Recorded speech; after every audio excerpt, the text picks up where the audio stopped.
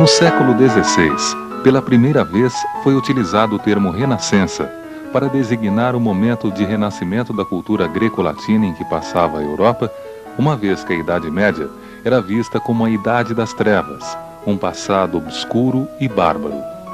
Porém, sabemos que a Baixa Idade Média já tinha apresentado grandes transformações onde o próprio humanismo estaria calcado. Em meados do século XIV, surge na Itália um grupo de estudiosos da cultura greco-romana.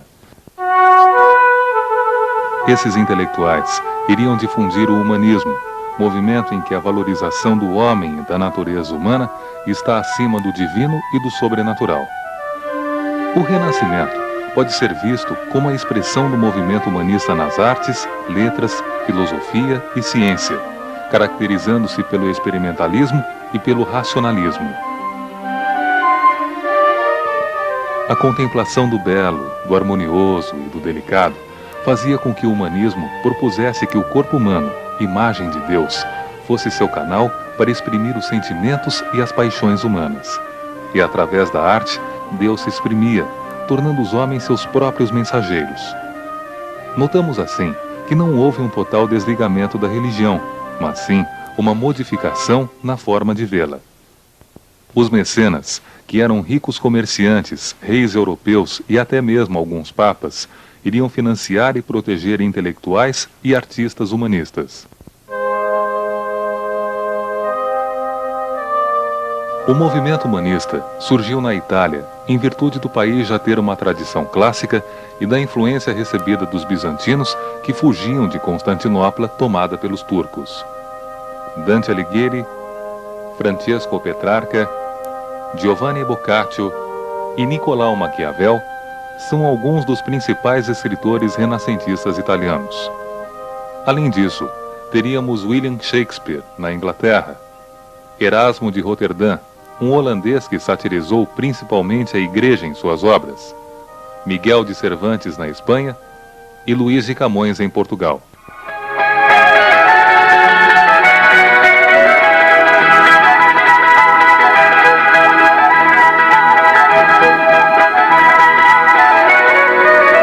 Com a invenção dos tipos móveis, ou letras substituíveis por Gutenberg em 1348, a imprensa também iria ter um papel importante na difusão dos primeiros livros humanistas. Mas seria nas artes plásticas que os renascentistas iriam manifestar-se com maior força.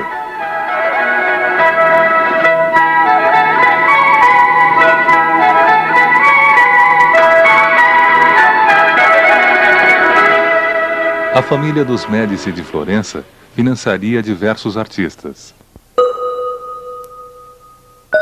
No início do século XV, surgem os primeiros trabalhos.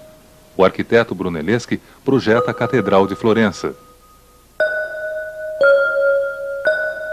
E o escultor Donatello cria diversas obras-primas inspiradas na fé cristã e na mitologia.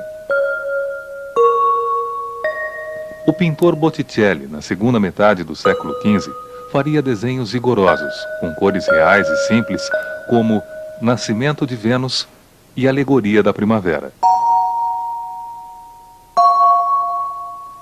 O pintor Tiziano, sem dúvida o maior da escola veneziana, iria pintar um classicismo robusto. Vemos aqui a obra O Homem com a Luva, exposto no Museu do Louvre, em Paris. Mas, sem dúvida alguma, 3 artistas se destacariam nesse período: Rafael Sanzio, Michelangelo Buonarroti e Leonardo da Vinci. Quando entramos na Basílica de São Pedro, notamos os trabalhos de Rafael Sanzio pela graça e delicadeza. Equilíbrio entre a forma acabaria conhecido como divino. Rafael também iria projetar a cúpula da Basílica junto com outro gênio renascentista, Michelangelo, que além de arquiteto, destacou-se como pintor, escultor e poeta. Os afrescos da Capela Sistina mostram seu domínio na pintura, mas são as esculturas as obras mais admiradas. A Pietà, Davi e Moisés, entre outras. No século XVI, toda a Europa seria atingida pela Renascença italiana. Rubens, Peter Bruegel e Rembrandt nos Países Baixos, El Greco na Espanha, Albert Dürer e Hans Holbein na Alemanha são alguns dos expoentes surgidos pelo continente. E o italiano Leonardo da Vinci, que além de pintor, revelou-se como escultor, músico, arquiteto, inventor, anatomista e matemático. Dotado tanto para as investigações científicas quanto para as artes, Da Vinci deixou numerosas anotações nessas áreas, sempre concentrado na observação dos fenômenos naturais.